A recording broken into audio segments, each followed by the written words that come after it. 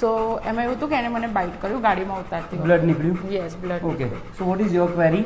query is that if I'm like the dog is vaccinated, Okay. તો મારે vaccine લેવી જરૂરી છે કે જો જરૂરી નથી? બહુ સિમ્પલ થંબ રૂલ બતાવી દઉં તમને કે તમને બ્લડ નીકળ્યું છે રાઈટ, એના બાઇટ કરવાથી નીકળ્યું છે. Yes. So basic protocol what science says, એનું સલાઈવા, ડોગનું સલાઈવા અને તમારું બ્લડ એ ચાહે 1 ડ્રોપ હોય કે 1 લીટર હોય, ડઝન્ટ મેટર. બરાબર છે. એના એક ડ્રોપ તમારા બ્લડના ડ્રોપ સાથે જ્યારે મેચ થઈ ગયું, મીન્સ એને જ્યારે બાઇટ કર્યું અને કોન્ટેક્ટ થઈ ગયો, that means you have to take the vaccine. બરાબર. ડોગને વેક્સિન આપીએ છીએ એ એના માટે આપીએ છીએ, નહીં કે તમારા માટે. એનાથી એનું પ્રોટેક્શન છે, એની સેફટી છે. ચાહે પેટ ડોગ હોય કે સ્ટ્રીટ ડોગ હોય, એના વેક્સિન હંમેશા ડોગ માટેના હોય. એટલે એ જ્યારે બી તમને બાઇટ કરતા you have to take the vaccination. એનો જે 3 કે 5 ઇન્જેક્શન જે બી તમારા હ્યુમન ફિઝિશિયન તમને જે એડવાઇસ કરે એ તમારે કોર્સ કરી જ લેવાનો. બરાબર. બીકોઝ રેબિસ એક વખત થઈ જાય તો એના પછી એનો કોઈ જ ઉદ્ધાર નથી.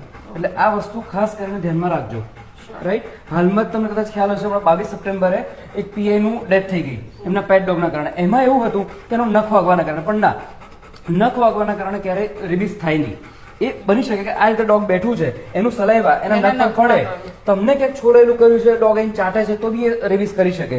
અથવા તમને આ રીતે જેમ બાઇટ કર્યું એની બદલે આ સલાઈવા અહીંયા પર હોય અને ઇન્સ્ટન્ટ એ તમને સ્ક્રેચ માર્ક કરે છે, દેટ મીન્સ કે એ સલાઈવા તમારા બ્લડના કોન્ટેક્ટમાં આવ્યું. તો એવા કેસમાં એ વસ્તુ ટ્રાન્સમિટ થાય. અધરવાઇઝ નખ મારવાથી ક્યારેય રેબિસ થતો નથી.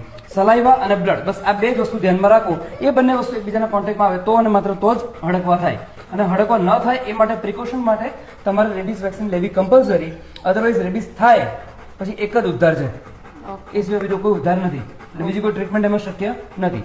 સો મેક શ્યોર કે તમે વેક્સિન લઈ લેજો. અને જ્યારે બી ડોગ બાઇટ થાય એના 24 કલાકની અંદર જ વેક્સિન લઈ લેવાની. કરેક્ટ? ઓકે.